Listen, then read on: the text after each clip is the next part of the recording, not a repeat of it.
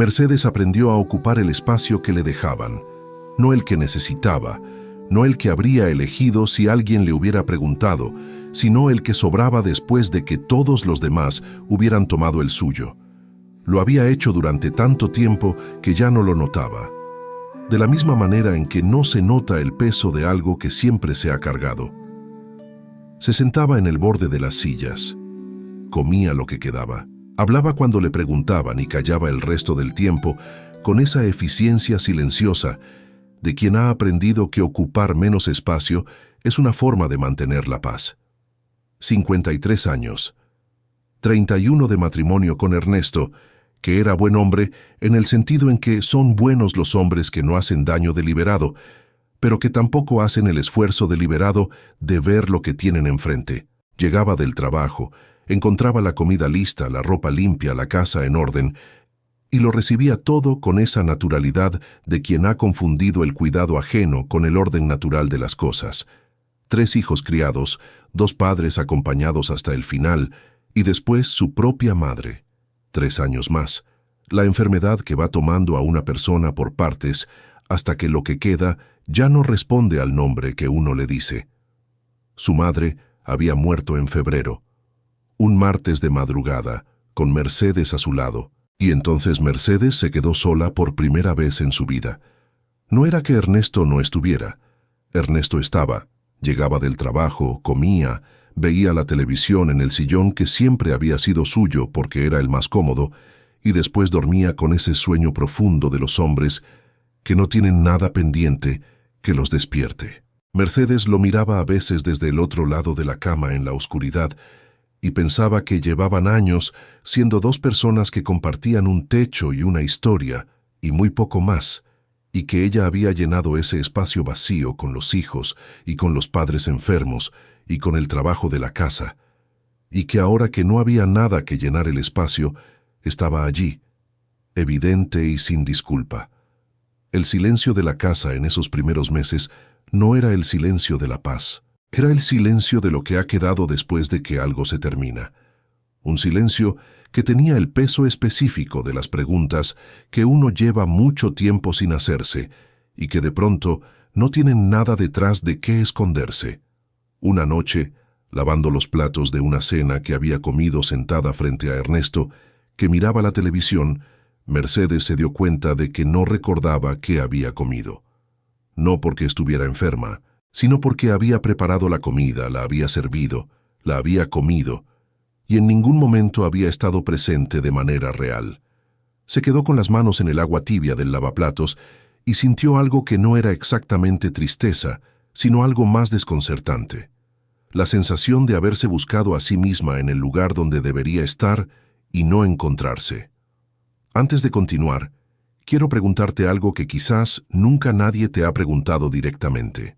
¿Cuándo fue la última vez que hiciste algo solo para ti, sin que fuera útil para alguien más, sin que hubiera una razón que lo justificara, excepto que tú lo querías? Cuéntame en los comentarios, porque esta historia empieza exactamente en ese lugar. Y si todavía no estás suscrito a este canal, quiero decirte algo importante. Cada historia que contamos aquí fue creada para la persona que necesitaba escuchar exactamente esto, en el momento exacto en que lo está escuchando. No es casualidad que hayas llegado hasta aquí. Si estas primeras palabras ya movieron algo dentro de ti, imagina lo que las próximas historias pueden hacer. Suscríbete ahora. Dale like si esta historia ya te está tocando el alma. Y quédate, porque lo mejor todavía está por venir. La carta llegó un martes por la mañana, 3 meses después de la muerte de su madre, en un sobre color crema con membrete de notaría. Su tía Remedios había muerto. La hermana menor de su padre, a quien Mercedes había visto exactamente 5 veces en su vida, le había dejado en herencia una propiedad en el interior. Una casa con terreno en las afueras de un pueblo que se llamaba San Isidro de las Piedras, a 6 horas de camino. El licenciado Fuentes, notario público, informaba que había un plazo para presentarse a firmar los documentos o la propiedad pasaría a disposición del municipio. Mercedes dobló la carta, la guardó en el cajón de los documentos importantes y durante 2 semanas no la volvió a tocar. Fueron 2 semanas en que siguió haciendo lo que siempre había hecho, pero con esa piedra pequeña en el zapato que no era insoportable, pero que tampoco desaparecía. La carta estaba en el cajón. La propiedad existía. Una tía que casi no había conocido había pensado en ella específicamente al momento de decidir a quién dejar lo que tenía. ¿Por qué ella? ¿Y por qué la idea de ir a verla antes de decidir qué hacer con ella no la abandonaba? Una mañana, barriendo el corredor de la casa con esa atención mecánica de los movimientos que el cuerpo ha hecho tantas veces que ya no necesitan instrucción, Mercedes se detuvo con la escoba en la mano y pensó que llevaba 30 años barriendo corredores. No siempre el mismo. Habían cambiado de casa 2 veces, pero siempre el mismo movimiento, la misma dirección, el mismo propósito. Y pensó que no sabía qué querría hacer si pudiera elegir, si querría barrer algo en absoluto. Fue al día siguiente que sacó la carta del cajón y llamó al licenciado Fuentes. El notario le explicó lo que había que explicar, que la casa llevaba años sin habitarse, que había habido un casero que había muerto el año anterior, que la viuda se había ido al norte con los hijos menores, que había quedado el mayor, un niño de 10 años llamado Silvio, al cuidado de una tía del pueblo porque la madre había dicho que lo mandaría a buscar cuando se instalara, y eso había sido 8 meses atrás. Que el estado de la propiedad era recuperable, aunque recuperable era una palabra que admitía muchas interpretaciones. Cuando el licenciado Fuentes preguntó si prefería que él gestionara la venta directamente, Mercedes dijo que no, que iría ella. Esa noche se lo dijo a Ernesto mientras recogía la mesa. Ernesto preguntó cuánto tiempo estaría fuera, quién se encargaría de la casa, si había pensado bien en lo que estaba haciendo.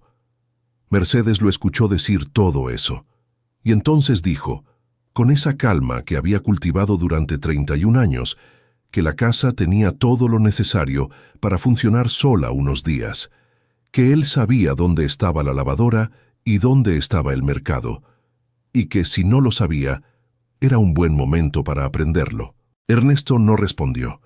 Se quedó mirándola con esa expresión de quien está viendo algo que no reconoce del todo, como si la mujer que tenía enfrente se pareciera a la que conocía, pero tuviera algo diferente en los ojos que no sabía nombrar. Mercedes recogió los últimos platos y fue a la cocina.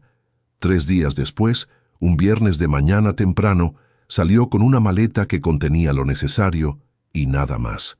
Ernesto dormía todavía. Mercedes se detuvo un momento en el umbral del cuarto, mirando la forma de ese hombre bajo las cobijas, pensando en 31 años de mañanas exactamente iguales a esta, ella despierta y él dormido, ella en movimiento y él en pausa, ella organizando el día para los dos antes de que él abriera los ojos. Cerró la puerta sin hacer ruido, caminó por el corredor y salió a la calle sin despedirse, no porque quisiera herirlo, sino porque si esperaba a que despertara, habría tenido que tranquilizarlo, explicarle, convencerlo de que estaría bien, y ya no le quedaba energía para organizar también su propia partida en función de la comodidad de él. Cerró la puerta de la calle y caminó hacia la parada del autobús con algo en el pecho que tardó varios minutos en identificar porque hacía tanto tiempo que no lo sentía. Era la primera vez en muchos años que daba un paso que no había calculado para nadie más que para ella misma.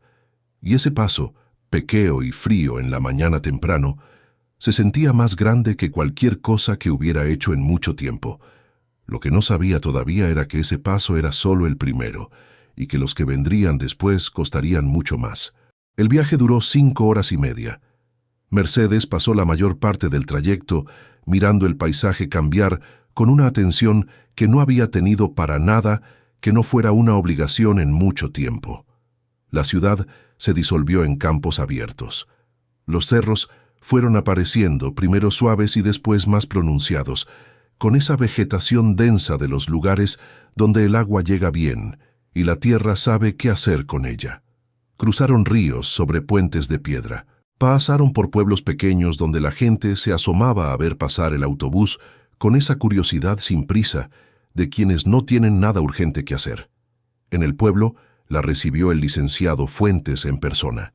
Le dio los documentos, le explicó los límites de la propiedad en un plano dibujado a mano. Le dijo que la propiedad incluía la casa, el terreno circundante y un pomar de árboles frutales que el casero había mantenido durante los años que vivió allí y que en los últimos 2 había quedado sin atención. Mercedes firmó donde había que firmar y consiguió un muchacho con camioneta que la llevaría hasta la propiedad. El camino de terracería tardó 40 minutos que fueron haciéndose más silenciosos y más angostos a medida que avanzaban. El monte se cerraba a los 2 lados con esa densidad de los lugares que no han necesitado hacer espacio para nadie. Mercedes miraba ese paisaje y pensaba en todo lo que había dejado atrás: la casa de la ciudad, Ernesto durmiendo, los hijos que llamarían el fin de semana sin saber todavía que ella no estaría. La vida entera organizada como un mecanismo que había funcionado durante décadas y que ahora funcionaba sin ella en el centro, porque nunca había dependido de que ella lo eligiera, sino solo de que ella estuviera disponible. Cuando la propiedad apareció al doblar la última curva, el muchacho redujo la velocidad sin que Mercedes se lo pidiera. Era una casa de piedra. No la piedra trabajada de las construcciones que quieren parecer antiguas, sino piedra real, sacada del mismo cerro que la rodeaba, gris y firme, colocada por alguien que construyó para durar. Era baja y maciza, con paredes gruesas que absorbían la luz del atardecer, ventanas pequeñas de marco de hierro con tablones de madera encajados desde adentro, algunos todavía en su lugar y otros caídos dejando huecos por donde el aire entraba con la libertad de lo que no ha encontrado resistencia en mucho tiempo. El techo era de lámina oxidada hasta un color rojo oscuro. No había corredor ni portal. La puerta de madera oscura daba directamente al exterior, como una casa que había existido para guardar y no para dar bienvenida. A los lados y por delante había tierra compacta con matas de pasto seco. Pero detrás, extendiéndose ladera arriba hacia el cerro, había un pomar que crecía con esa densidad específica de lo que ha crecido durante años sin que nadie le dijera cómo. Ramas cruzándose y buscándose, copas tomando las formas que habían podido tomar. En algunos de esos árboles se veían puntos de color entre las hojas, fruta madura esperando que alguien se diera cuenta de que estaba allí. El muchacho descargó la maleta, recibió su pago y se fue sin mirar atrás. Mercedes se quedó sola frente a la propiedad con la llave de hierro en la mano. Era más grande y más pesada de lo que había esperado. La sostuvo un momento antes de caminar hacia la puerta. Pensó que era la primera cosa completamente suya que tenía en mucho tiempo. No de ella y de Ernesto. No de ella administrada para sus hijos. Suya. La puerta se abrió con ese sonido profundo y lento de las bisagras que llevan mucho tiempo sin moverse, pero que no han olvidado su función. Adentro olía a piedra fría y a tiempo cerrado. Había muebles, una mesa de madera maciza con 4 sillas, un aparador contra la pared del fondo, 2 sillones de cuero cuarteado cubiertos con una tela que alguien había puesto antes de irse. En el cuarto de la derecha, una cama con el armazón completo y un colchón que necesitaría sol antes de poder usarse. Fue al centro del cuarto principal y pisó con cuidado. Dio 2 pasos hacia el fondo y el piso cedió levemente. Esa advertencia suave de lo que está llegando al límite de lo que puede sostener. Se detuvo, se agachó a examinar. La madera en esa sección tenía el color específico de lo que ha absorbido humedad desde abajo durante mucho tiempo. Golpeó con los nudillos y el sonido cambió al sonido hueco de lo que tiene aire debajo. La casa por fuera era sólida. Por dentro, el suelo la traicionaba en silencio. Fue a la cocina. Una estufa de leña de hierro fundido, ennegrecida de años pero entera. Una pila de piedra con un grifo que al principio no respondió y que después, trabajado con fuerza, soltó un chorro de agua oxidada que fue aclarándose hasta volverse transparente. Había agua. Eso era lo primero. Puso a hervir agua con el hornillo que había traído. Mientras calentaba, comenzó a desempacar con ese orden metódico de quien ha aprendido que organizar el espacio es la primera forma de habitarlo. Fue cuando salió por la puerta trasera a ver el pomar que lo vio. Estaba entre 2 árboles, sentado sobre las raíces expuestas del más grande, con la espalda apoyada en el tronco. La miraba con esa atención directa y sin disimulo de los niños que han decidido que en ciertas situaciones la información es más importante que la cortesía. Tendría 10 años, quizás 11. Delgado, con el cabello oscuro sin cortar que le llegaba a los ojos. Llevaba una camisa con un desgarro en el hombro remendado con hilo de un color levemente diferente. No parecía asustado.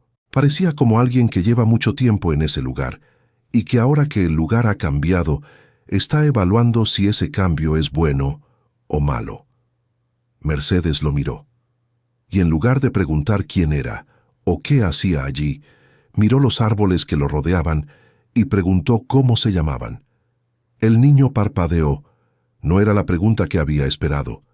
Dijo que eran perales, que había también membrillos más al fondo, 4, y manzanos silvestres en la parte de arriba del cerro, que en el lado sur había 3 higueras, que al fondo había un nogal que tenía más de 100 años. Mercedes tomó una pera del árbol más cercano, la limpió contra la manga del abrigo y la mordió. Era intensa de una manera que las peras del mercado no son, con una acidez que llegaba antes que el dulce y que después se equilibraba en algo que la lengua reconocía como real. Tomó otra y se la extendió al niño sin decir nada. El niño la tomó. La comió en silencio, y cuando terminó, dijo que se llamaba Silvio, que su padre había sido el casero de esta propiedad durante 13 años, que él conocía cada árbol de ese pomar porque había crecido entre ellos y porque su padre le había enseñado sus nombres y sus historias y la manera de tratar a cada uno. Mercedes dijo que se llamaba Mercedes, que había venido a ver la propiedad antes de decidir qué hacer con ella. Silvio preguntó si iba a venderla. Mercedes dijo que todavía no lo sabía. Silvio asintió con la seriedad de quien recibe una respuesta honesta y la reconoce como tal. Y entonces dijo que si iba a quedarse unos días, él podía mostrarle el terreno, que había partes que no eran obvias desde afuera, pero que importaban si uno quería entender lo que tenía. Mercedes dijo que mañana si él quería. Silvio dijo que vendría temprano, y se fue por el fondo del pomar con esa familiaridad de quien no necesita que le señalen el camino, porque el camino existe en su cuerpo antes que en sus ojos. Mercedes se quedó sola entre los perales. Había fruta en el suelo debajo de cada árbol, fruta que había madurado y caído sin que nadie la recogiera, que se estaba deshaciendo con ese olor dulce y levemente fermentado de lo que ha sido y ya no sirve para lo que debería servir. Pensó que era un desperdicio que llevaba tiempo siendo desperdicio, silenciosamente, sin que nadie lo viera porque no había nadie que mirara. Esa noche durmió en el colchón que había sacado a ventilar al sol de la tarde, con el frío de piedra de las paredes y los sonidos del campo que no eran los sonidos de la ciudad. Eran otra cosa, un lenguaje diferente que no entendía todavía, pero que reconocía como lenguaje. Antes de dormirse pensó en Ernesto, pensó en sus hijos, y pensó que al día siguiente, cuando descubrieran que no había dejado nota, iba a empezar algo que todavía no sabía cómo terminaría. Tenía razón, pero eso era mañana. Esa noche, por primera vez en mucho tiempo, era solo suya. Silvio llegó al día siguiente, cuando el sol apenas empezaba a calentar las piedras.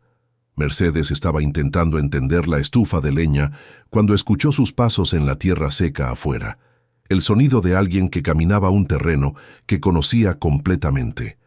Traía en la mano un manojo de ramas delgadas y secas atadas con una cuerda. Dijo que eso era para la estufa, que la leña que servía para empezar el fuego era diferente a la que servía para mantenerlo. Encendió la estufa con esa eficiencia de quien ha hecho lo mismo cientos de veces.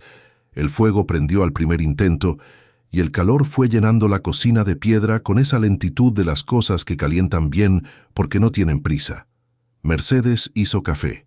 Se sentaron en la mesa y Silvio empezó a explicar el pomar, que tenía 15 años de historia, que el padre de Silvio, Eusebio, había sido casero durante 13 años y había convertido ese lugar en algo productivo de verdad.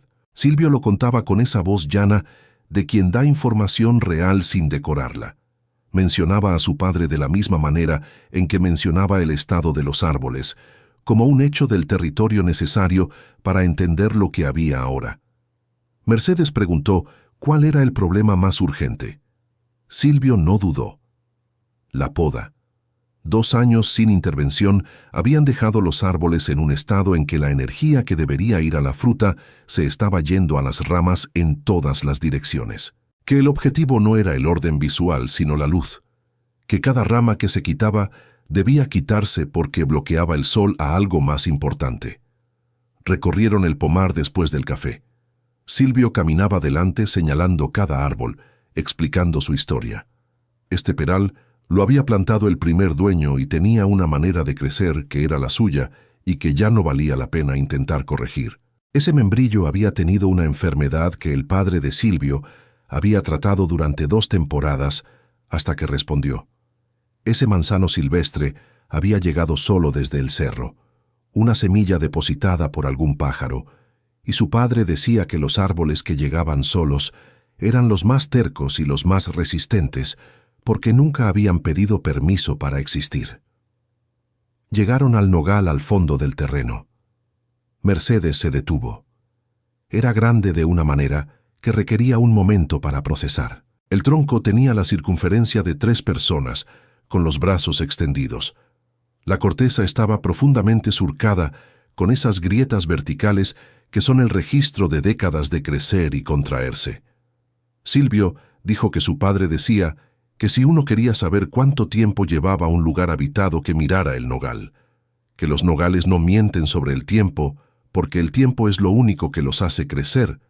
Mercedes lo miró largo rato, y pensó en todos los que habían pasado por ese lugar antes que ella, y en que ella estaba allí ahora, que de alguna manera todos esos tramos habían llevado hasta este momento específico. Fue esa tarde al pueblo. En la ferretería, eligió una podadera de mano de acero bueno, una tijera de poda de 2 manos y una sierra pequeña de corte fino. El hombre del mostrador le dijo que si iba a trabajar el pomar de la propiedad de Remedios, que tuviera cuidado con los membrillos, que había pasado una plaga por la región el año anterior, y le explicó los signos específicos con la precisión de quien conoce bien su oficio. Fue en la tienda de abarrotes donde conoció a doña Refugio, una mujer mayor, compacta y de movimientos precisos, con el cabello blanco recogido en un chongo bajo que no admitía ningún cabello fuera de lugar, que llevaba 73 años en San Isidro de las Piedras, que había conocido a Remedios desde que tenían las 2 20 años, que si los membrillos daban fruta cuando llegara la temporada, que le avisara, que si necesitaba saber algo del lugar o de la gente, que fuera a su casa, la de la Puerta Azul a media cuadra de la plaza. Mercedes la vio alejarse con ese paso directo de quien nunca ha tenido tiempo para rodeos, y sintió algo que reconoció como el principio de algo sin poder nombrarlo todavía. Esa noche, de vuelta en la casa de piedra, su teléfono sonó por primera vez desde que había llegado. Era Manuel, el menor, el que siempre llamaba cuando necesitaba algo. Pero esta vez la voz tenía un tono diferente, una mezcla de preocupación y de algo que se parecía a la irritación de quien ha sido ignorado. Dijo que llevaban días sin saber nada de ella, que su padre estaba preocupado, que Patricia y él habían hablado y que todos pensaban que ella necesitaba volver, que lo de la tía era un asunto que se podía resolver desde la ciudad, que no había necesidad de que ella se fuera sola a un lugar que nadie conocía, que no estaba bien que hiciera esto sin avisar, que pensaran en papá. Mercedes escuchó todo eso sentada en la silla de la cocina, con la estufa encendida y el pomar oscuro detrás de la ventana. Y entonces dijo con esa calma que Manuel no le había escuchado nunca porque nunca había necesitado usarla con él, que estaba bien, que la propiedad existía y que había venido a verla porque era suya y porque quería verla, que su padre sabía dónde estaba y que tenía todo lo que necesitaba en casa, y que no iba a volver todavía. Manuel hizo una pausa, y entonces dijo algo que Mercedes guardó en silencio sin responder, algo que él dijo creyendo que era una pregunta razonable, pero que en realidad era todo lo que ella había cargado durante décadas sin que nadie lo viera. Dijo: «Mamá, ¿quién va a encargarse de las cosas si tú no estás?» Mercedes miró la llama de la estufa un momento largo. Dijo que esa era exactamente la pregunta correcta, y que esperaba que Manuel se la siguiera haciendo hasta que encontrara la respuesta, Colgó. Se quedó en silencio con el teléfono en la mano y el sonido del campo afuera. Y pensó que 30 años de hacerse invisible habían funcionado tan bien que sus propios hijos habían confundido su presencia con un servicio. Y que lo que acababa de decirle a Manuel era la primera vez en mucho tiempo que decía algo que era completamente verdadero y completamente suyo. Mañana vendría Silvio. Había peras que cosechar y ramas que podar y un suelo que aprender. Había mucho por hacer, y por primera vez en décadas, todo lo que había por hacer era para ella. La poda empezó un lunes por la mañana. Silvio le explicó la lógica antes de tocar nada, que el primer paso era siempre mirar el árbol completo sin hacer nada, dejando que el ojo encontrara los problemas antes de que la mano intentara resolverlos. Que los problemas más obvios eran las ramas que se cruzaban, porque el roce continuo dañaba la corteza. Que los menos obvios eran las que crecían hacia adentro, porque esas eran las que robaban luz al interior sin dar nada a cambio. El primer corte lo hizo Mercedes despacio. La rama cayó. Silvio examinó el corte y dijo que el ángulo estaba bien, pero que había partido un poco de corteza, que había que inclinar un grado más. Al cuarto corte ya había internalizado el ángulo y no necesitaba pensar en él conscientemente, lo que liberó atención para pensar en qué cortar en lugar de en cómo cortarlo. Trabajaron juntos durante 6 horas. Silvio fue haciendo menos indicaciones a medida que avanzaban, no porque hubiera menos que decir, sino porque Mercedes fue necesitando menos que le dijeran. El ojo se estaba educando, las manos estaban aprendiendo. Al final de ese primer día, los 2 primeros perales tenían una forma que no habían tenido antes. No el orden simétrico de los árboles de vivero. Algo más honesto. La forma de 2 árboles que habían recuperado acceso a la luz sin que nadie les impusiera una forma que no era la suya. Mercedes tenía los brazos con ese cansancio específico de los músculos que han hecho trabajo nuevo. Las manos con los primeros callos de algo que nunca había hecho. Y pensó que llevaba 30 años tomando decisiones en función de otros, y que el resultado de esas decisiones nunca había sido visible de esta manera, limpio y directo, sin intermediarios entre el esfuerzo y lo que el esfuerzo producía. Al final de esa primera semana, encontraron el problema en los membrillos. Silvio señaló sin decir nada una zona de color diferente en la corteza del lado norte del primer membrillo, con perforaciones pequeñas y regulares que no eran aleatorias. Era la plaga que el hombre de la ferretería había descrito. Revisaron los 4. 2 estaban sanos. 1 tenía signos tempranos. El cuarto tenía la afectación más avanzada, aunque todavía no irreversible. Mercedes fue esa tarde a buscar a doña Refugio. La encontró en su cocina con el olor a membrillo cocido saliendo por la ventana. Doña Refugio escuchó la descripción del problema sin interrumpir, fue a una alacena y sacó un frasco de vidrio con una mezcla de color verdoso. Explicó la mezcla, cobre y cal, en la proporción correcta. Explicó la aplicación, la frecuencia, los signos de mejoría. Mercedes tomó el frasco y preguntó cuánto le debía.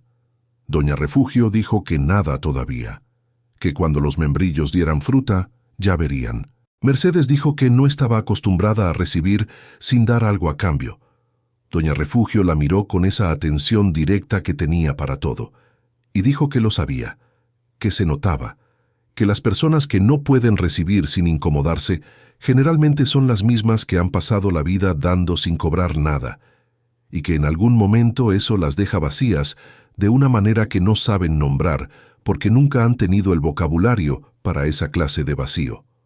Lo dijo sin crueldad, como información, como algo que era verdad y que por lo tanto valía la pena decir aunque nadie lo hubiera pedido. Mercedes no respondió de inmediato. Doña Refugio puso agua para el café, y mientras la tarde bajaba afuera con esa lentitud de las tardes del interior, habló de la tía Remedios. Dijo que había llegado a San Isidro de las Piedras 40 años atrás, sin que nadie supiera bien de dónde venía ni por qué había llegado exactamente allí. Que en 40 años de amistad había ido soltando pedazos de una historia incompleta, pero suficiente para entender que había llegado de algún lugar donde había dejado algo que no quería seguir siendo, y que había elegido este lugar no porque tuviera razones específicas, sino porque en algún punto del camino había parado y había pensado que podía quedarse. Mercedes preguntó si Remedios había sido feliz aquí. Doña Refugio pensó antes de responder. Dijo que feliz era una palabra que Remedios no usaba mucho, que decía que aquí se sentía entera, que decía que aquí tenía el tamaño correcto, ni más grande de lo que era, ni más pequeña. Mercedes se quedó en silencio. Entera. Una palabra tan simple para algo que ella llevaba décadas sin sentir, que no sabía si todavía recordaba cómo era. Doña Refugio la miró con esa atención que tenía para las cosas importantes, y dijo algo que Mercedes no esperaba. Dijo que Remedios, antes de morir, le había dicho que tenía una sobrina, que no la conocía bien, pero que la había visto una sola vez, hacía muchos años, en una reunión familiar, y que en esa niña había visto algo que reconoció de inmediato, porque era lo mismo que había visto en el espejo durante muchos años antes de aprender a no verlo. Una mujer que ya estaba aprendiendo a hacerse pequeña para que los demás cupieran. Mercedes sintió algo moverse en el pecho.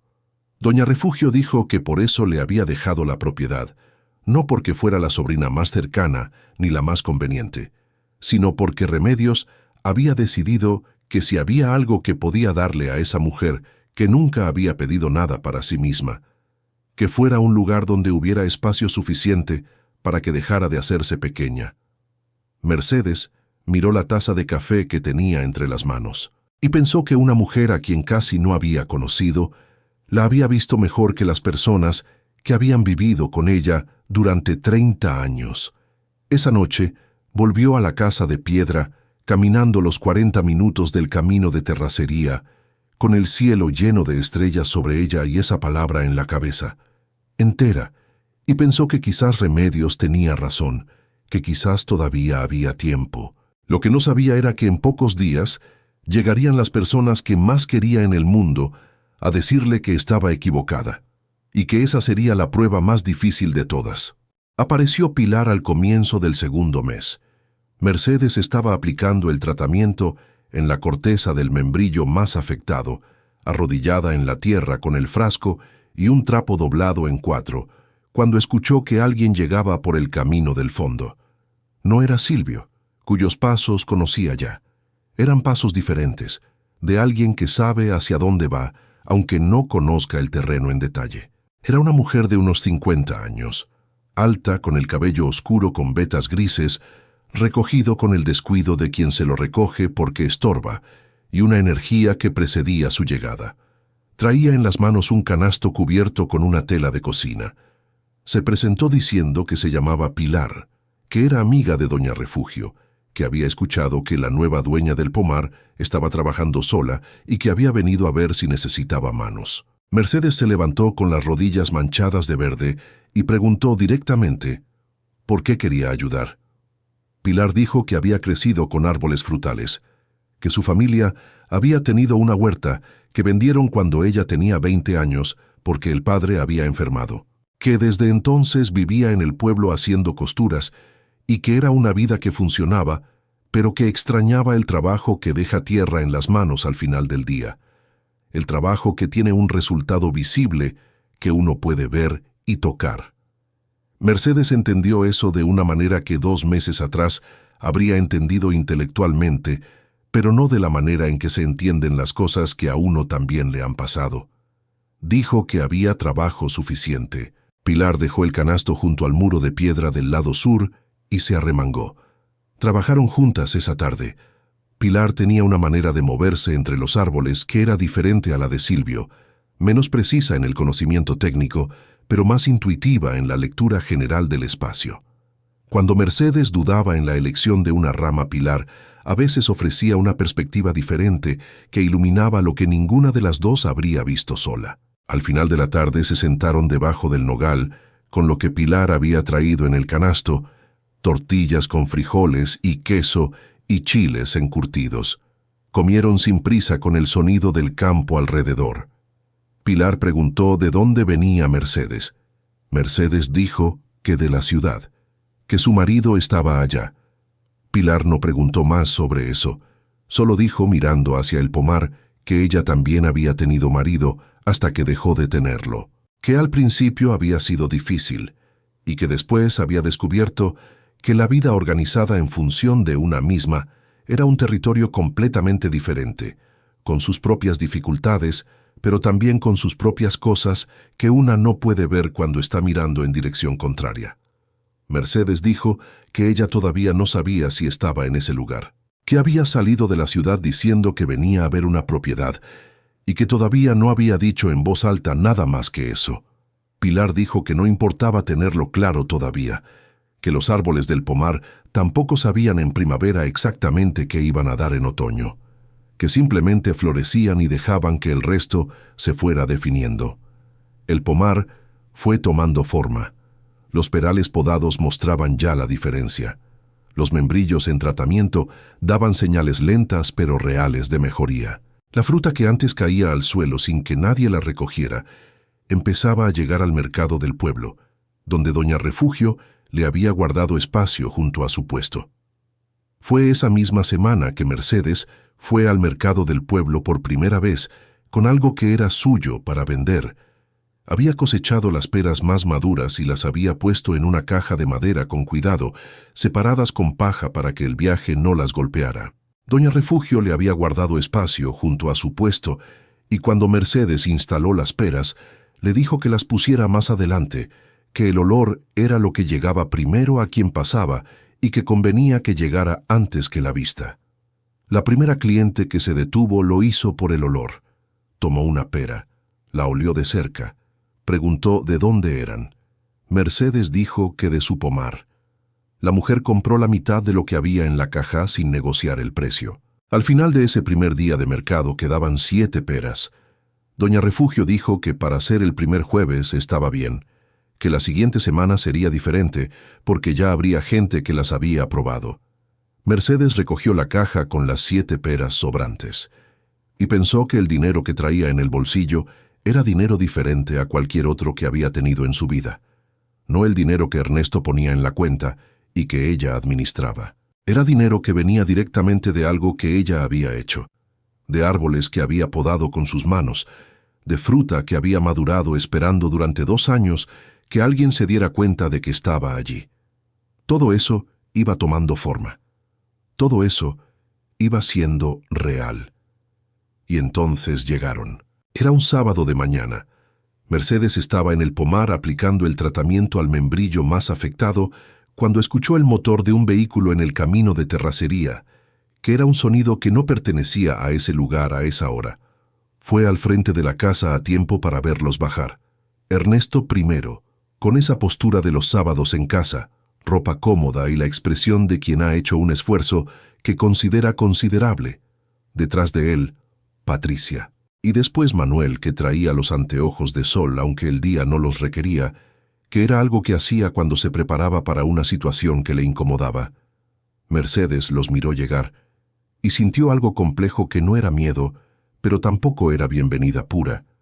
Era el reconocimiento de que este momento iba a costar, que todo lo que había construido en esos meses, la claridad, la calma, el suelo firme bajo los pies, iba a ser puesto a prueba de la manera más difícil posible por las personas que más quería.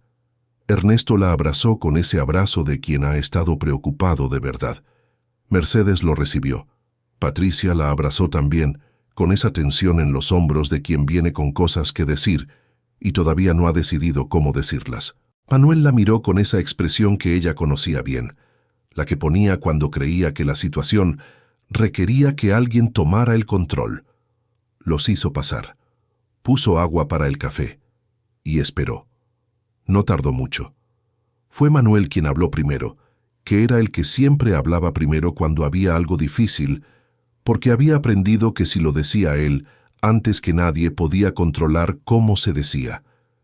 Dijo que habían venido porque estaban preocupados, que nadie entendía bien qué estaba pasando, que mamá llevaba semanas aquí, y nadie sabía exactamente qué planes tenía ni cuándo iba a volver, ni qué iba a pasar con la casa de la ciudad, y con papá, y con todo lo que había dejado.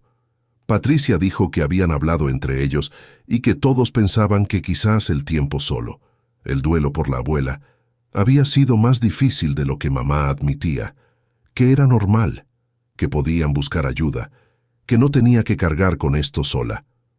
Mercedes los escuchó. Notó la manera en que Patricia dijo esto, refiriéndose al lugar donde ella vivía, a lo que había construido, al pomar y a la casa y a las personas que venían los jueves a trabajar juntas, como si todo eso fuera un síntoma y no una vida.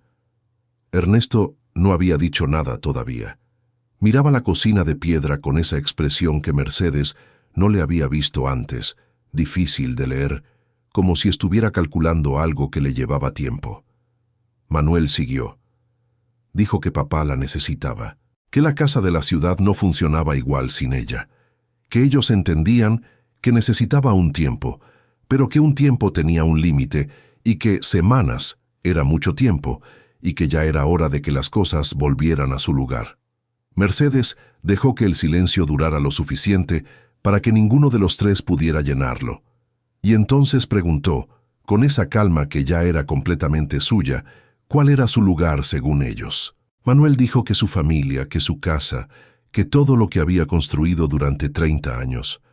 Mercedes asintió despacio y dijo que eso era exactamente lo que quería hablar con ellos, que había construido durante 30 años, sí, que había construido para todos, que había cocinado y limpiado y cuidado y organizado y resuelto y anticipado y estado disponible, que había enterrado a sus padres y al padre de Ernesto, y que durante todo ese tiempo ninguno de los tres la había llamado para preguntarle cómo estaba, no cómo estaba la situación, sino cómo estaba ella, que la llamaban cuando necesitaban algo, que la visitaban en fechas marcadas en el calendario, que la querían, sí, eso lo sabía, pero que la querían de la manera en que se quiere una cosa que funciona, sin preguntarse nunca qué necesita la cosa para seguir funcionando. Patricia abrió la boca. Mercedes levantó la mano con suavidad. Dijo que no había terminado. Dijo que esta casa era suya, que la tía Remedios se la había dejado porque había visto en ella algo que su propia familia no había visto, que aquí había aprendido a encender una estufa y a podar un árbol y a vender fruta en el mercado, y a recibir sin sentir que le debía algo a quien le daba, que aquí había encontrado personas que la veían, y que no estaba dispuesta a dejar todo eso para volver a ser invisible en una casa que funcionaba precisamente porque ella no ocupaba ningún espacio en ella. El silencio que siguió era diferente al de antes. Era el silencio de tres personas procesando algo que no habían esperado. Que no era un arrebato, ni una crisis, ni el duelo mal gestionado que habían imaginado en el camino. Era una mujer diciéndoles la verdad con una claridad que ninguno de los tres sabía que ella tenía. Fue Ernesto quien habló, y lo que dijo cambió el peso de todo lo que vendría después. Ernesto dijo que quería ver el pomar. No era lo que ninguno de los tres había esperado. Manuel lo miró. Patricia lo miró. Pero Ernesto ya se había levantado y miraba hacia la puerta trasera con esa expresión que Mercedes no le había visto en 30 años, la de alguien que necesita moverse para pensar. Salieron los dos solos al pomar. Los hijos se quedaron en la cocina con el café y el silencio entre ellos. Era media mañana, y la luz llegaba entre las copas de los perales podados con esa calidad específica de la luz que ha encontrado el camino correcto. Ernesto caminó despacio entre los árboles sin decir nada, mirando. Mercedes caminó a su lado sin explicar nada, dejando que él viera. Se detuvieron debajo del nogal. Ernesto miró el tronco, las grietas verticales de la corteza, las ramas principales tan gruesas como el tronco de cualquier otro árbol del pomar, y después miró a Mercedes con una expresión que ella tardó un momento en reconocer, porque era una que no le había visto nunca. Era la expresión de alguien que está viendo algo que debería haber visto hace mucho tiempo, y que sabe que el tiempo que no vio no se recupera. Dijo que nunca había estado en un lugar así con ella. Mercedes preguntó en qué tipo de lugar. Ernesto buscó las palabras con esa torpeza de quien no tiene práctica de buscarlas. Dijo que en un lugar que fuera de ella. Que todos los lugares donde habían estado juntos habían sido suyos de alguna manera, la casa que él había elegido, el trabajo que era el suyo, los planes que habían sido los suyos, que ella había entrado a todos esos lugares y los había hecho funcionar, y los había llenado, y que él había recibido todo eso como si fuera lo natural, como si ella no tuviera un lugar propio que también necesitara ser llenado. Mercedes lo escuchó sin interrumpirlo. Ernesto dijo que en el camino había venido diciéndose que ella estaba pasando por algo difícil y que había que traerla de vuelta, que esa era la manera en que lo había pensado, traerla de vuelta, como si ella fuera algo que se había salido de su lugar y que había que devolver al sitio correcto, que no se había preguntado en ningún momento si el sitio correcto era el que él tenía en la cabeza o el que ella había elegido. Dijo que mirando este pomar entendía algo que no había entendido antes, que ella había construido esto, que había llegado sola a un lugar que no conocía y había aprendido a podarlo y a tratarlo y a hacerlo producir, y que eso era exactamente lo que había hecho durante 30 años en la casa de la ciudad, pero que en la casa de la ciudad él nunca lo había visto porque lo había dado por sentado, que lo natural y lo invisible eran la misma cosa cuando una persona hace todo bien. Mercedes miraba el nogal. Ernesto dijo que no sabía si podía cambiar, que a los 62 años no sabía si tenía la capacidad de aprender a ver lo que había estado delante de él durante 3 décadas, que era posible que ya fuera demasiado tarde para eso, pero que quería que ella supiera que lo veía ahora, que veía lo que había hecho aquí y lo que había hecho siempre, y que lo que había hecho siempre había tenido un valor que él nunca le había dado, porque nunca se lo había pedido y porque nunca se lo había dado él solo. Hizo una pausa y dijo que si ella había decidido quedarse aquí, que él no iba a venir a buscarla, que no porque no la quisiera, sino porque quererla y no haberla visto durante 30 años eran dos cosas que podían ser verdad al mismo tiempo, y que la consecuencia de no haber visto a alguien durante 30 años no podía ser que esa persona volviera a ponerse en el lugar donde uno pudiera seguir sin verla. Mercedes lo miró y sintió algo que no esperaba sentir, no alivio exactamente, no victoria, sino algo más difícil y más honesto, pena. Pena real por ese hombre que había llegado con la intención de traerla de vuelta y que en cambio había dicho la única cosa que podía decirse que fuera verdadera, que había tardado 30 años en verla y que quizás ya era tarde y que lo sabía. Dijo que lo había querido, que lo seguía queriendo, pero que quererlo y volver a ser invisible eran dos cosas que no podían seguir siendo la misma cosa. Ernesto asintió. Miraba el nogal. Dijo que el árbol era muy grande. Mercedes dijo que tenía más de 100 años. Ernesto dijo que se notaba. Volvieron a la casa en silencio, uno al lado del otro, caminando entre los perales podados con la luz de la mañana entre las copas. Era un silencio diferente al de 30 años de silencios compartidos. Era el silencio de dos personas que se han dicho algo verdadero y que saben que ese algo verdadero ha cambiado la forma de lo que viene sin que ninguno de los dos sepa todavía exactamente qué forma tendrá. Dentro, Patricia y Manuel los esperaban con el café frío y las expresiones de quienes han estado hablando entre ellos y han llegado a algo que todavía no saben cómo decir. Ernesto recogió su chaqueta de la silla. Les dijo a sus hijos que él se iba a quedar en el pueblo esa noche y que al día siguiente regresaría a la ciudad, que ellos podían quedarse si querían, que eso era entre ellos y su madre. Los miró a los dos y dijo, con esa voz del hombre que acaba de decir algo difícil y todavía no ha procesado completamente el peso de haberlo dicho, que su madre merecía que la escucharan, no que la convencieran, que la escucharan, y salió. Patricia fue la primera en hablar cuando la puerta se cerró. Dijo que no entendía qué había pasado afuera con papá, que no lo había visto nunca hablar así, que algo había dicho que lo había cambiado en el camino de vuelta y que ella necesitaba entender qué era. Mercedes les dijo que Ernesto había visto el pomar. Manuel dijo que no entendía qué tenía que ver el pomar. Mercedes dijo que tampoco ella lo esperaba, pero que a veces las personas ven en los lugares lo que no han sabido ver en las personas, que Ernesto había visto lo que ella había construido sola en un lugar que no conocía, y había reconocido algo que debería haber reconocido hace mucho tiempo. Patricia preguntó qué era lo que había reconocido. Mercedes los miró a los dos y dijo que los quería, que eso primero, porque lo que iba a decir después era difícil y quería que supieran que venía de ese lugar. Los quería. Había dado todo lo que tenía para criarlos bien y para que llegaran a ser las personas que eran, pero que había un precio que había pagado por eso que ninguno de los dos había visto porque nunca habían necesitado verlo.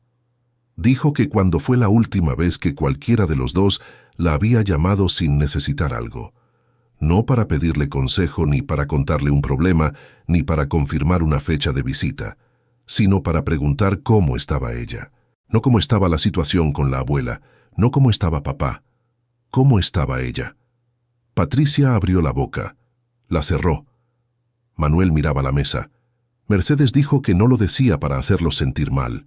Lo decía porque era verdad, y porque si no lo decía, nadie lo iba a decir. Que se habían ido de casa y habían construido sus vidas, y eso era exactamente lo que se supone que debía pasar, que eso era el éxito de haberlos criado bien, pero que en el proceso de construir sus vidas habían dejado de preguntar si ella también tenía una vida que construir, que la habían tratado como infraestructura, como algo que está siempre disponible y que por lo tanto no necesita que nadie pregunte cómo está.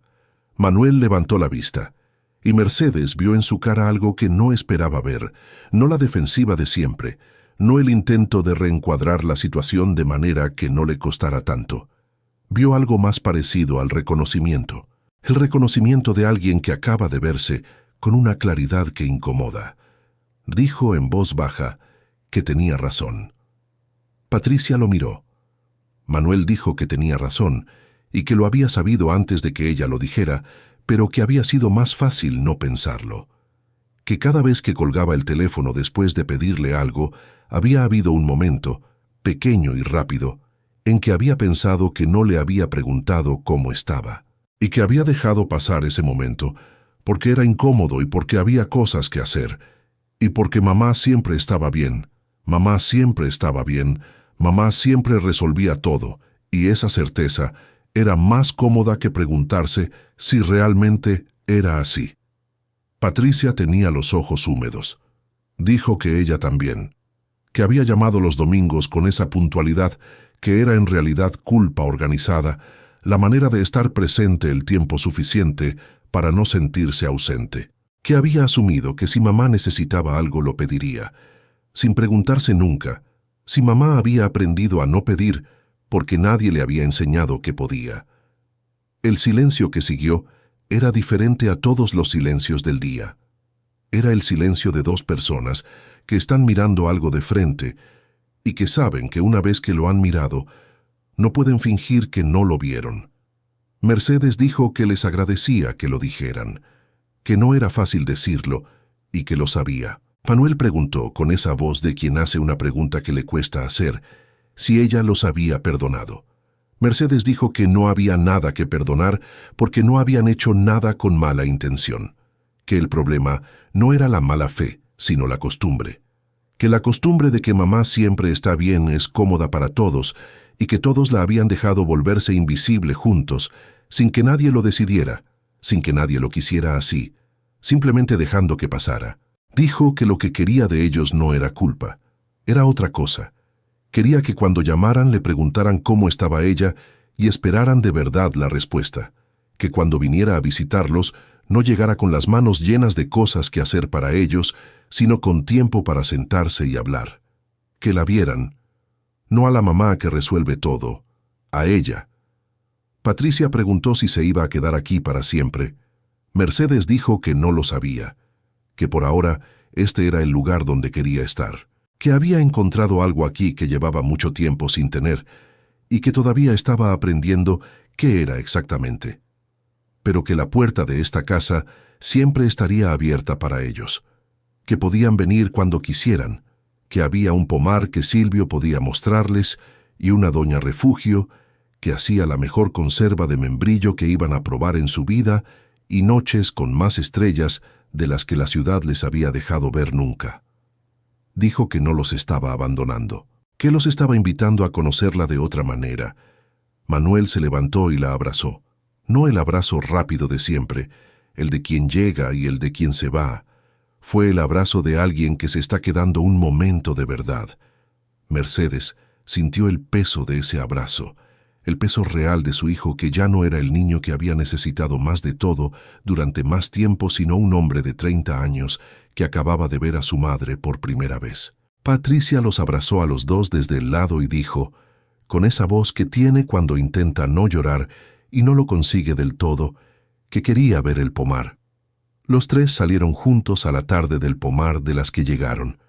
Silvio estaba allí, revisando el membrillo en tratamiento con su atención habitual, y los miró llegar con esa evaluación directa suya. Mercedes los presentó. Silvio dijo buenas tardes con la seriedad de siempre. Y entonces Patricia preguntó cómo se llamaba ese árbol del fondo, el más grande de todos. Silvio dijo que era el nogal, que tenía más de 100 años, que si uno quería saber cuánto tiempo llevaba un lugar habitado, que lo mirara, que los nogales no mienten sobre el tiempo porque el tiempo es lo único que los hace crecer. Patricia miró el nogal, y después miró a su madre. Y en esa mirada había algo que Mercedes guardó en el lugar donde guarda las cosas que importan. El reconocimiento de una hija que estaba empezando, apenas empezando, a ver lo que había estado mirando sin ver durante años. Se fueron el domingo por la tarde. Ernesto pasó a despedirse. Se quedó en la puerta unos minutos. Dijo que si necesitaba algo que lo llamara, no porque debiera, sino porque él quería saberlo. Mercedes dijo que lo haría. No hubo más palabras porque no hacían falta. Había cosas entre ellos que ya no tenían solución y cosas que todavía podían tener una forma diferente a la que habían tenido, y los dos lo sabían, y ninguno de los dos fingió que no. Patricia y Manuel se fueron el domingo con esa lentitud de quienes no quieren que lo que han encontrado se pierda con la prisa de la partida. Manuel prometió llamar el jueves, no para pedir nada, sino para saber cómo estaba. Patricia preguntó si podía volver con los niños en las vacaciones de verano. Mercedes dijo que sí, que el nogal daba suficiente sombra para toda una familia un día de calor. Los vio alejarse por el camino de terracería hasta que el vehículo desapareció en la curva entre los encinos, y se quedó sola en el frente de la casa de piedra, con el sonido del campo a su alrededor y algo en el pecho que tardó en identificar porque era nuevo y viejo al mismo tiempo. Era paz. No la paz de quien ha ganado algo, sino la de quien ha dicho lo que tenía que decir y ha sido escuchada. La paz de quien ya no tiene que organizarse en función de ser invisible. Los días que siguieron tuvieron ese ritmo que el lugar había ido encontrando solo. Silvio llegaba temprano y sabía sin que nadie se lo dijera qué parte del pomar necesitaba atención ese día. Pilar llegaba 2 veces por semana con su energía y sus manos que conocían el trabajo. Un jueves de mercado, mientras doña Refugio acomodaba sus conservas con la eficiencia de quien lleva décadas haciendo lo mismo, dijo sin preámbulo que los membrillos ese año habían dado más que en los 3 anteriores juntos, que la fruta tenía una concentración que hacía que la conserva saliera diferente, más intensa, más de sí misma, y que eso pasaba, dijo mirando a Mercedes con esa atención directa que tenía para las cosas que importaban, cuando los árboles recibían finalmente el cuidado que merecían después de mucho tiempo sin recibirlo. Mercedes supo que no estaba hablando solo de los árboles. Una tarde, al final del segundo mes desde que su familia había venido y se había ido, Mercedes se quedó sola en el pomar cuando todos se habían marchado ya. Que era esa hora específica de la tarde en que la luz cambia y los colores se vuelven más intensos antes de irse, cuando el pomar tenía esa quietud de las cosas que han terminado el trabajo del día y están simplemente siendo. Se sentó debajo del nogal, apoyó la espalda en el tronco, con esa circunferencia que no abarcaban 3 personas con los brazos extendidos, y sintió la corteza áspera y fría contra la ropa y el suelo firme debajo, y escuchó el viento en los encinos y el agua del arroyo a la distancia, y el pájaro que repetía la misma nota 3 veces desde algún lugar del cerro. Pensó en la noche que había lavado los platos sin recordar qué había comido. Pensó en la carta en el cajón y en las 2 semanas que la había dejado ahí sin atreverse a leer lo que ya sabía que decía. Pensó en la puerta que había cerrado sin hacer ruido un viernes de mañana temprano, y en el camino de terracería, y en la llave de hierro en la mano, y en Silvio entre los perales preguntando si iba a vender. Pensó en Ernesto diciendo que no sabía si era capaz de aprender a ver lo que había estado delante de él durante 30 años. En Manuel diciendo que tenía razón con esa voz de quien lo sabe desde antes de decirlo. En Patricia, preguntando si podía volver para pasar el fin de semana en el verano. Pensó en la tía Remedios, a quien casi no había conocido, que la había visto una sola vez en una reunión familiar, cuando Mercedes tenía 16 años, y que había guardado esa imagen durante décadas hasta el momento de decidir a quién dejarle lo que tenía. Que había visto en esa niña lo que su propia familia no había visto. Una mujer aprendiendo a hacerse pequeña. Y pensó que Remedios le había dado algo que no era solo una propiedad. Le había dado la posibilidad de preguntarse, por primera vez en muchos años, quién era ella cuando nadie necesitaba nada. Esa pregunta había sido aterradora al principio. Ahora era simplemente suya. Tenía las manos con callos que no había tenido hace 6 meses. Tenía los brazos con una fuerza nueva, que era la fuerza específica del trabajo, que el cuerpo aprende cuando se le da la oportunidad de aprender. Tenía tierra en la ropa al final de cada día y ese cansancio concreto y localizado de quien sabe exactamente qué ha hecho porque lo ha hecho con las manos. Sabía cómo encender una estufa de hierro viejo y cómo hablarle para que respondiera. Sabía el ángulo exacto de la podadera que no parte la corteza. Sabía reconocer la plaga en la textura de la corteza de un membrillo y sabía tratarla con la frecuencia correcta según la lluvia. Sabía que las peras de ese pomar olían diferente a todas las otras peras y que ese olor llegaba a las personas antes que la vista y que eso valía algo en el mercado del pueblo. Sabía que había un nogal que tenía más de 100 años y que si uno quería saber cuánto tiempo llevaba un lugar habitado, que lo mirara. Y que los nogales no mienten sobre el tiempo, porque el tiempo es lo único que los hace crecer. Y sabía que ella también era de eso ahora. De este lugar, de este trabajo, de estas personas que habían llegado siguiendo algo que al principio no sabían nombrar y que se habían quedado porque el lugar les había respondido de alguna manera. Silvio, con su conocimiento de cada árbol y su manera de decir las cosas importantes como si fueran información simple. Pilar, con sus manos que conocían la tierra y su historia de haber reconstruido sin declararlo. Doña Refugio, con 73 años de un lugar y la disposición de usarlos para quien lo necesitara. No sabía todo lo que vendría. No sabía si Ernesto aprendería a ver o si el tiempo había sido demasiado. No sabía si Manuel llamaría el jueves como había prometido o si la promesa se perdería con la distancia y la costumbre, que son las 2 cosas que más disuelven las intenciones buenas. No sabía si Patricia volvería en el verano o si el verano llegaría y habría algo que lo impidiera, como siempre había algo que lo impidiera. No saber no era lo mismo que estar perdida. Eso era lo que había aprendido en ese terreno y en ese trabajo y en esas mañanas de estufa que no prendía y plantas que no brotaban y tardes de mercado y conversaciones que se habían ido acumulando en capas hasta convertirse en algo sólido y real. Estaba perdida la noche que se quedó con las manos en el agua tibia del lavaplatos, buscándose a sí misma y no encontrándose. Estaba perdida el día que llegó por ese camino de terracería y vio la casa de piedra por primera vez y sintió el tamaño de lo que no sabía hacer. Estaba perdida en muchos de los días que siguieron cuando los errores se acumulaban y el cuerpo dolía y la soledad pesaba más de lo que había calculado que pesaría.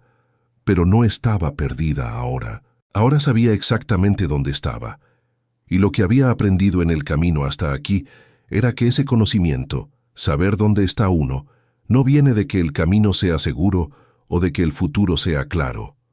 Viene de haber elegido el lugar donde se está, de haberlo construido con las manos, de haberlo llenado de presencias que llegaron sin que nadie las planeara y que se quedaron porque había algo en ese lugar que valía quedarse. Afuera, el pomar se fue oscureciendo hasta que solo quedaron los sonidos del campo sobre él, el viento en los encinos, el pájaro que repetía la misma nota 3 veces desde algún lugar del cerro, el agua del arroyo constante en el fondo, y sobre todo eso, el cielo del interior con más estrellas de las que la ciudad deja ver, cubriéndolo todo con esa generosidad silenciosa de lo que existe sin pedirle nada a quien lo mira. Querida amiga, querido amigo, si has llegado hasta aquí es porque algo en la historia de Mercedes ha tocado algo real dentro de ti. Quizás conoces ese momento en que te das cuenta de que has estado viviendo para todos, menos para ti.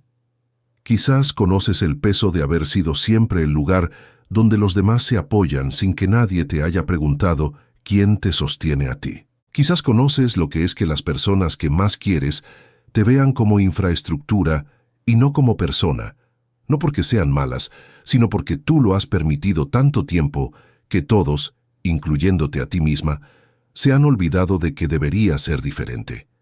Mercedes no se perdió de golpe.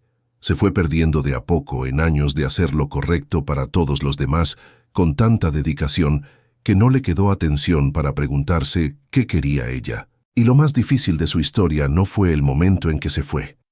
Lo más difícil fue el momento en que las personas que más quería llegaron a buscarla y ella tuvo que decirles la verdad en lugar de ceder. Porque ceder habría sido más fácil. Siempre es más fácil ceder cuando la presión viene del amor, pero el amor que no te ve no puede ser la razón para seguir siendo invisible.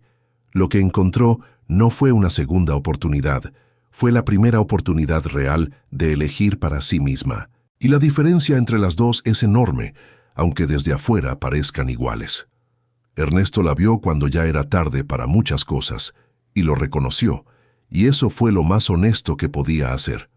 Sus hijos la vieron también, con ese dolor específico del reconocimiento que llega cuando uno se da cuenta de que ha mirado sin ver a alguien durante años. Eso no arregla el tiempo pasado, pero puede cambiar el tiempo que queda, si uno elige que cambie. Lo que construyó Mercedes no fue solo un pomar recuperado, fue la prueba de que empezar de nuevo no borra lo que vino antes, sino que lo honra construyendo algo mejor sobre lo que quedó. Que la familia no siempre nace con uno. A veces llega con 10 años, y el conocimiento de cada árbol del terreno y te enseña que los árboles que más fruta dan son siempre los que han pasado por una poda difícil. A veces llega con 73 años, y te dice que la tía que casi no conociste te vio mejor que nadie. Nunca es tarde para eso. No a los 53, no a los 60, no a ninguna edad en que una persona se dé cuenta de que ha estado viviendo en función de todo lo demás y quiere, por primera vez en mucho tiempo, vivir también en función de sí misma. Ese querer no es abandono, no es egoísmo. Es el reconocimiento de que una persona que no sabe quién es no puede dar de manera completa a nadie, y de que hacerse invisible no es un sacrificio noble, sino una pérdida que todos pagan, incluyendo los que se benefician de ella sin saberlo. Si algo en la historia de Mercedes te resultó demasiado familiar, si reconociste en ella algo que estás viviendo, quiero que sepas algo. Las personas que te quieren de verdad van a sobrevivir el momento en que dejes de hacerte pequeña para que ellos quepan. Y los que no sobrevivan ese momento te estarán diciendo algo importante sobre la naturaleza de lo que han querido de ti. Tu historia todavía se está escribiendo. Y si la de Mercedes te recordó que todavía hay tiempo de preguntarte quién eres cuando nadie te necesita, que las personas correctas llegan aunque no las hayas buscado, que los lugares donde uno pertenece a veces hay que construirlos antes de poder reconocerlos, entonces ya cumplió su propósito.